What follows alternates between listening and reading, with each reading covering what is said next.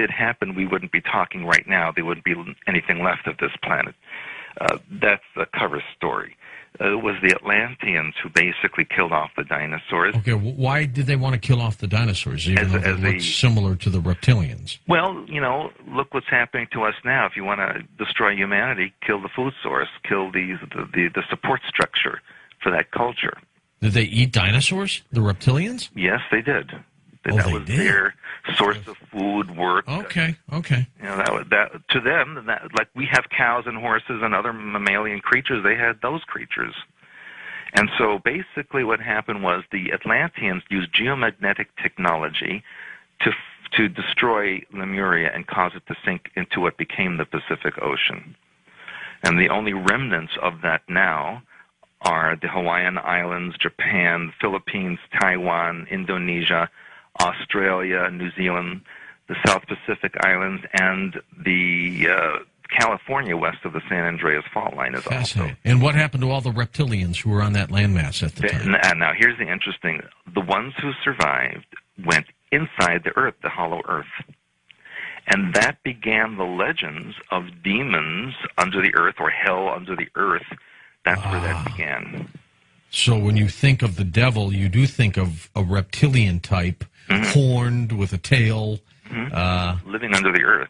That could be what the reptilians look like. They look like the devil, or the devil looks like them. Exactly. And they look, it's right, and they're in the, the hotter part of the planet, in the inner core, down below. It makes sense. That's where Hades is. Yes, and that's where those legends began. And the Atlanteans, contrary to a lot of New Agey information, actually were not very nice people either. They also had an agenda of genetic manipulation. They used to blend different species together to see the kind of results.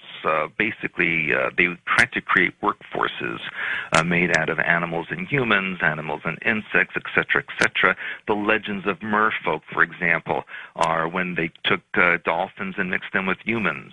Sasquatch or Bigfoot was the result of bear mixed with humans. How about mermaids? Same thing. That was dolphins mixed with human genetics. Aha. Okay. So that's where and that's curious, interesting, because people with autism really are descendants of that hybridization process because they have dolphin genetics, and autism is really being a dolphin in a human body for all intents and purposes. So that's another topic. This is wild stuff, Stuart. Well, it sounds wild if you haven't heard about it, but if you look at it and study it and you see the science behind it, it does make a lot of sense. What happened to the Atlanteans? Well, they basically, over a series of 3 cataclysms, destroyed their own continent, which sank beneath the ocean, became the Atlantic Ocean. The only remnants left of that are the Azores, Canary Islands, the Caribbean Islands, Bermuda.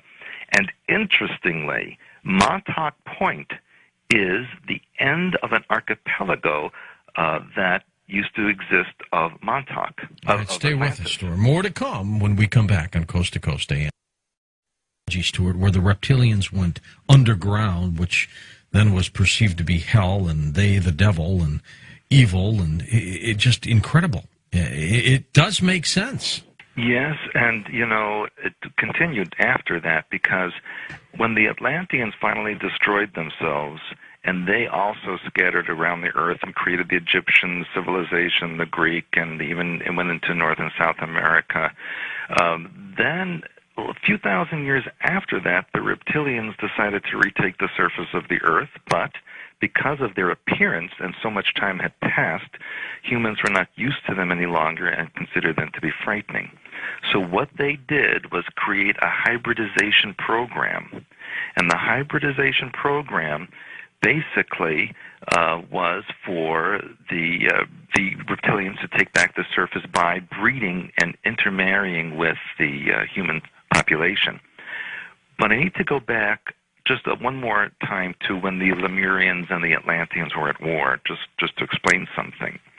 There was a period of time when a peace negotiation was in process, and during that time, they decided to create a new type of being on the planet that would be a mixture of reptilian and human. And this was prior to the devastation. Right. This was prior. This was an attempt at peace between the two.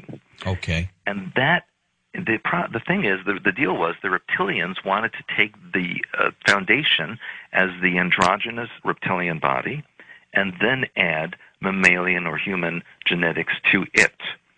And now this is interesting because in the Bible it says, and people never question this, it says in Genesis, let us make man in our image. And so why is it plural? Who is the we and who is the our?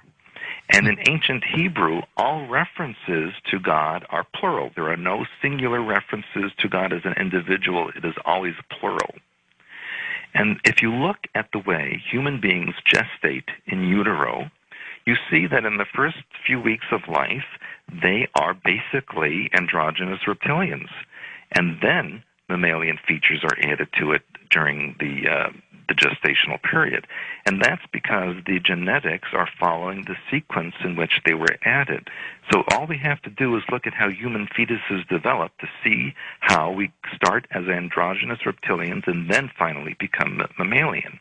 Could this genetic manipulation, could that have been where the story of Adam and Eve occurred? Absolutely, and the allegorical story of how Eve was created from the rib of Adam is basically about how an androgynous reptilian body was broken down into male and female components. That's an allegorical story of Adam and Eve. Should have asked one of our guests last night who believes he's the reincarnated Adam. I see. Well, we all are in some way, aren't we? Yeah, I guess we are. Okay, so some of the stories that we hear about in Genesis, the fallen angels, the taking of women, earth, yes, that could have been the reptilians coming down to interbreed, right? Correct, and even the Hebrew word Elohim means those who descend from above. Mm-hmm. It's a reference to basically that's what we would call people that come down in spaceships. Okay, how many reptilians fled underground after the devastation? What do you think? My estimate, or the estimate that we've been told over the years at Montauk, was approximately 3 million. But I can't verify that number, obviously. That's just what we were told. Okay. And that they did, because they're androgynous, they replicate on a parthenogenic basis. They don't need any spouse. They just create during a cycle and give birth. Are they underground now? Yes, they are still there. And, if you look at current events and you look at China and other areas where all of these mining accidents are occurring and people are dying underground, I know that a lot of those mining accidents are cover stories about what's going on underneath the ground where the reptilians are battling human beings. And this occurs even here in North America, where we have over 130 underground bases in this continent, and there's a lot of battling going on under the ground, especially in the Mojave.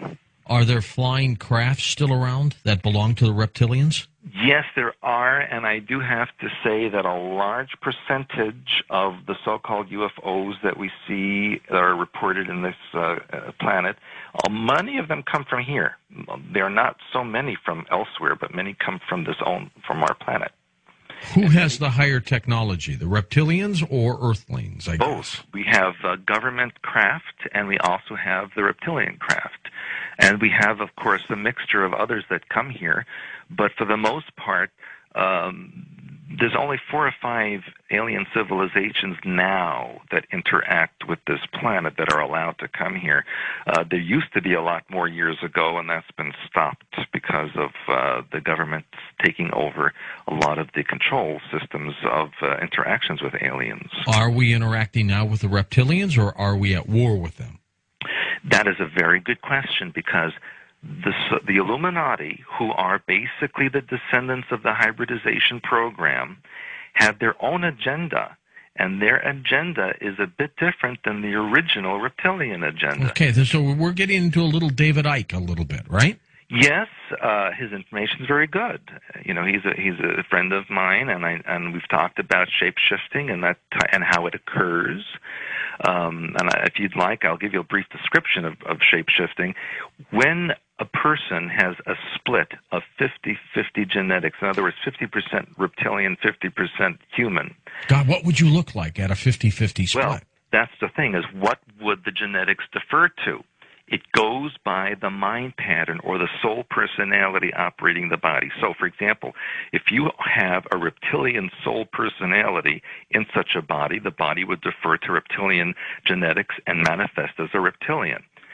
If you needed to hide behind a human form, and you needed to be in public as a human, but you had this reptilian body, the only way to maintain the human form is by ingesting human hormones, blood, organs, etc., that would then jump or boost the human genetics to manifest in that form instead.